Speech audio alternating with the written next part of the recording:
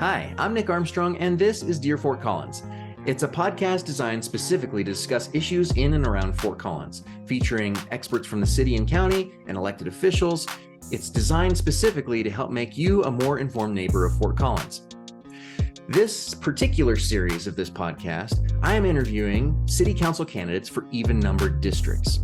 I ran for city council back in 2021, and I know how hard it was to connect with every single voter and help spread the word about what my campaign stood for and why I wanted to run. And so I wanted to give each of the candidates their chance to get in front of you in this podcast in a medium where you might be comfortable, you might be sitting on your couch or driving in your car, able to listen to the words from the candidates themselves and get to know them a little bit better so you can make a more informed choice as a voter.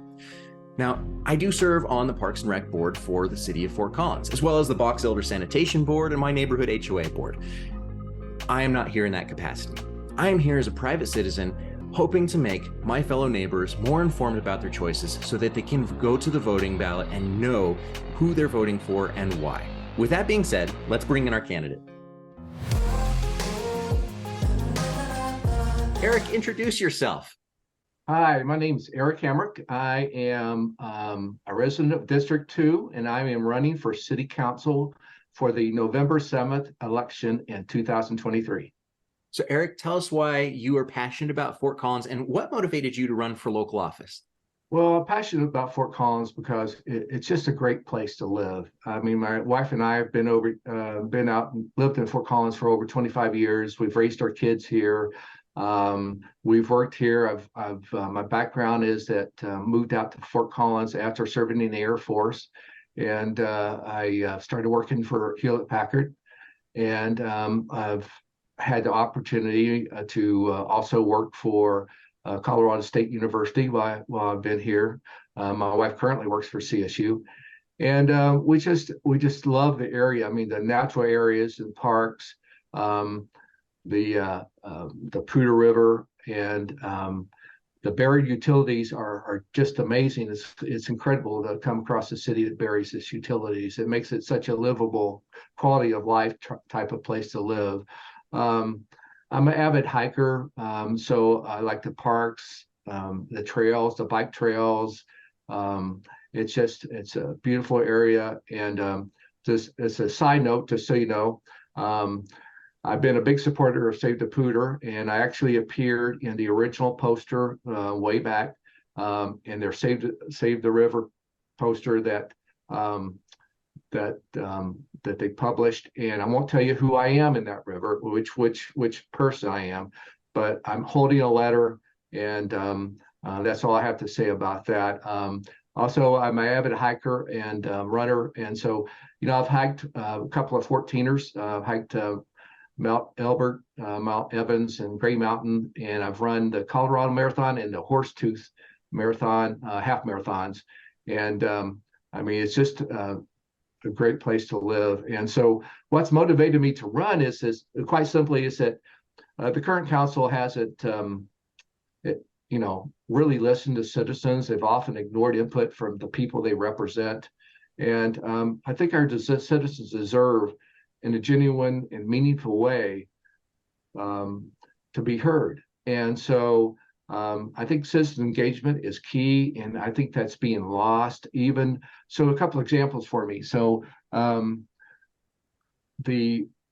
land development code that was passed back in November 2022 had been repealed.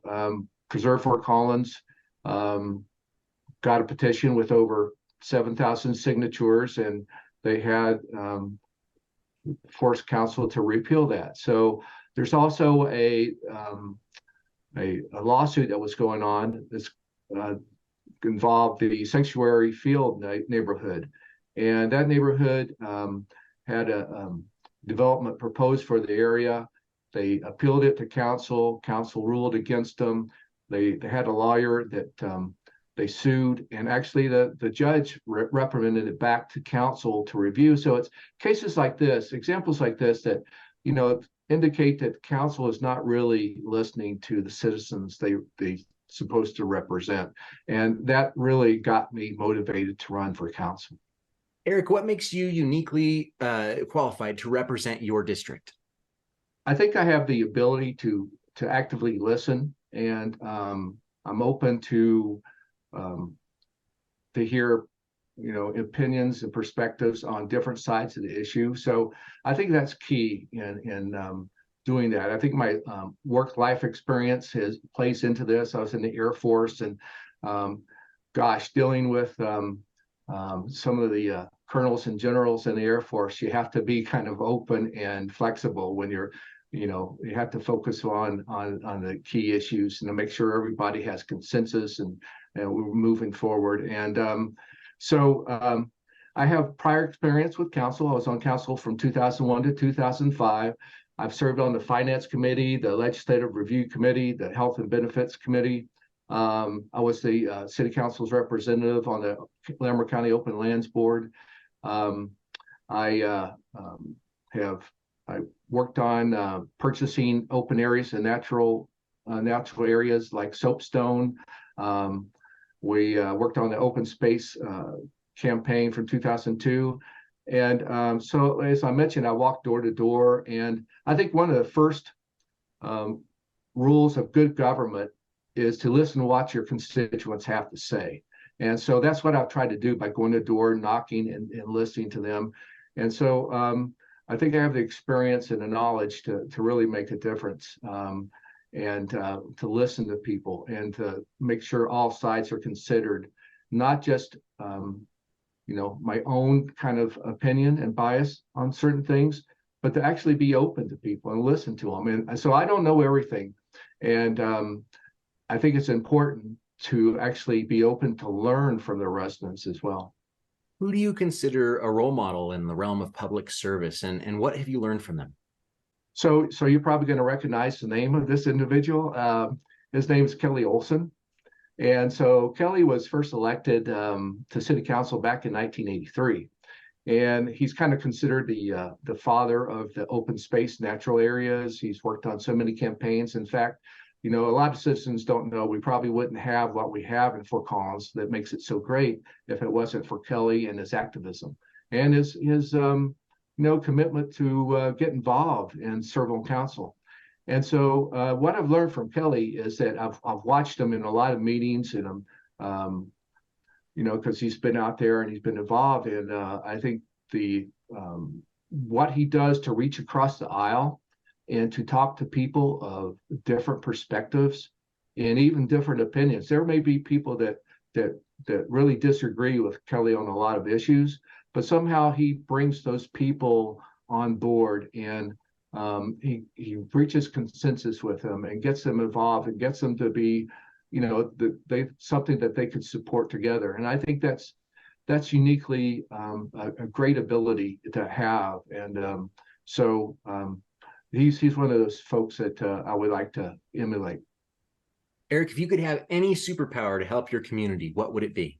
So this is a tough one, but I think it would be sort of like bring people together to kind of get rid of their dogma and to reach consensus on a bunch of issues. I think we're the community is somewhat a reflection of the national level too, where people are in disagreement and are on opposite sides and polarized. And I wish I had that superpower to bring people together. And that's what I would strive for. When I was walking door to door, it's kind of interesting. One of the first questions people ask is, am I selling anything? So I have to say no. So the second question is if I'm a Democrat or Republican. And that's a tough question for me because I like to, in a local level, I like to focus on the issues rather than what party am I, what are some of my national beliefs. It's like we're all here locally. We care about clean air. We care about clean water. We care about the parks and rec. We care about safety and traffic and, purely local issues that shouldn't be partisan. And I truly believe that. And the focus should not be when I'm running for city council, but I think the focus shouldn't be on me. It should be on the residents and the voters of Fort Collins. That's who we need to engage because, people can be skeptical and cynical of of if things make a difference or not. And if all politicians are the same, will they represent me? Do they hear me? Which I think is a big issue. But so I think bringing people together on those kind of matters is critical. What is one piece of advice that you've received that you didn't take, but you wish that you had? Okay. So, well, obviously I didn't take it. So, no, I did. So stop worrying about things you can't control, because not everything that comes your way you're going to be able to control, or there are some things that you will be able to do or not do.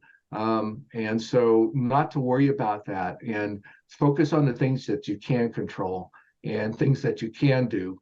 You can't do everything, you can't control everything. And so this would have been especially helpful advice if I had taken it years ago when I was raising my kids. So I would probably have slept better at night if I'd taken this advice. But that's one of the key pieces of advice that I think has really helped me.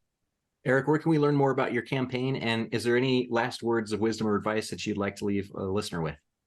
Sure. So you can reach me at ericforcouncil.com. It's ericforcouncil.com, one word. And so I think it's important to the citizens to be heard. And I think that's, as I mentioned, I think it's one of the first rules of government is make sure that the people that are impacted by your policies should be involved in those policies. I don't think we should leave them out and focus on special interests or special stakeholders. I think it's the citizens that should take priority in all our decisions.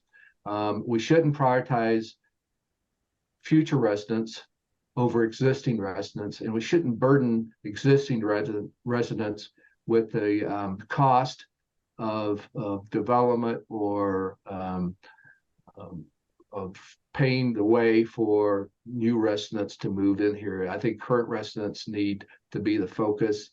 And I will be making, so when I was on council before, I had over 40 kind of listening sessions, town halls, issue kind of town halls, to reach out to residents to talk about issues and get their feedback. And I plan to do that too if I'm elected. I plan to reach out and hold monthly meetings, hold town halls, make sure the issues are pushed out and engage the citizens more actively. The current citizen engagement model is somewhat broken, and I think we need to do a much better job of engaging the citizens of Fort Collins. Thanks for listening, and I hope you're enjoying this series of learning more about your city council candidates. It's so important to get out there and vote, and do so from a place of comfort knowing that you're voting for who you chose and why you chose them. I'm Nick Armstrong, and I can't wait to see you next time.